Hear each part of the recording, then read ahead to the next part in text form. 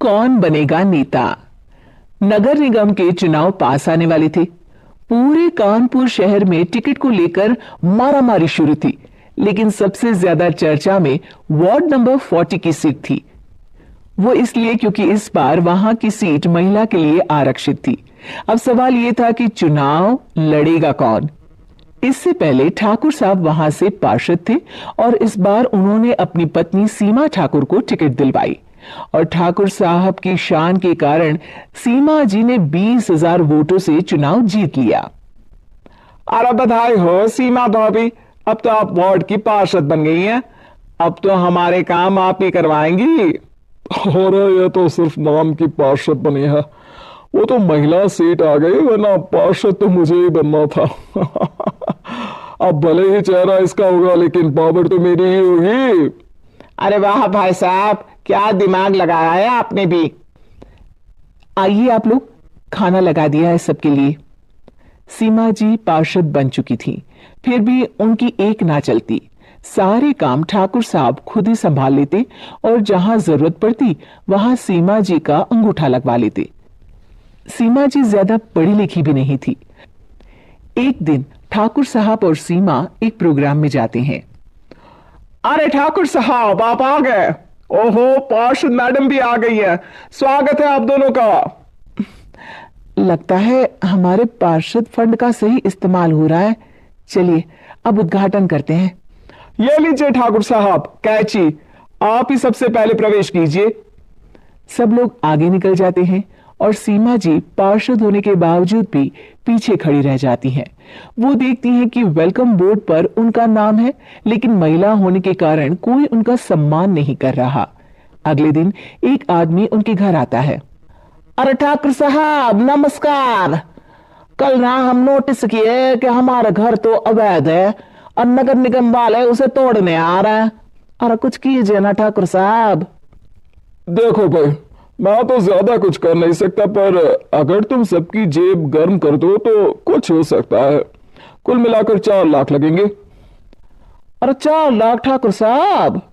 अरे भाई, मैं अपने लिए नहीं मांग रहा हूं। दरोगा है, इंजीनियर बाबू है, बड़े साहब है, सबको देना पड़ता है ना थोड़ा थोड़ा। बोलो है मंजूर? तभी वहां अचानक सीमा जी आ जाती हैं। अरे ये आप क्या कर रहे हैं? पहले इन्हीं लोगों से तो आपने वोट मांगे, अब इनसे ही पैसे ले रहे हो। अरे चुप रहो तुम, तुम्हारा काम है सिर्फ अंगूठा लगाना, तुम वही किया करो। मुझे दूसरे काम तुम मत सिखाओ, समझी? और तुम ना जाओ, अब पैसे लेकर आओ, वरना जेसीबी किसी भी वक्त आती होगी। सब कुछ ऐसे ही चलते रहता है। एक दिन सीमा जी और ठाकुर साहब को एक लोकल मीटिंग में बुलाया जाता है। वहां पर कई और अधिकारी लोग भी मौजूद रहते हैं। अब मैं चाहूंगा कि ठाकुर साहब हमारे बीच 2 शब्द कहें। मेरे प्यारे भाइयों और बहनों, आज मेरा सौभाग्य है कि मैं आप सबकी सेवा दिन रात कर पा रहा हूं। आपने मेरी पत्नी को भारी मतों से जिताया है, इसलिए मैं आप सभी का शुक्रगुजार हूं। मैं आप सबसे वादा करता हूं कि हमेशा की तरह हमारे वार्ड में किसी को कोई तकलीफ नहीं आने दूंगा। सभी लोग तालियां बजाने लगते हैं। अब मैं माननीय पार्षद मैडम को स्टेज पे बुलाना चाहूंगा। अपने नाम को बुलाया सुनकर सीमा जी एकदम चौंक जाती है। उन्हें बिल्कुल उम्मीद नहीं थी कि इतनी बड़ी जगह उन्हें मंच पर बुलाया जाएगा। जैसे तैसे वो मंच पर चढ़ती हैं।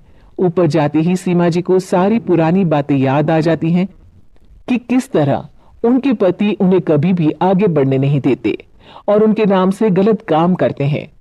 वो बोलने लगती हैं, मैं आपके वार्ड की पार्षद सीमा हूं।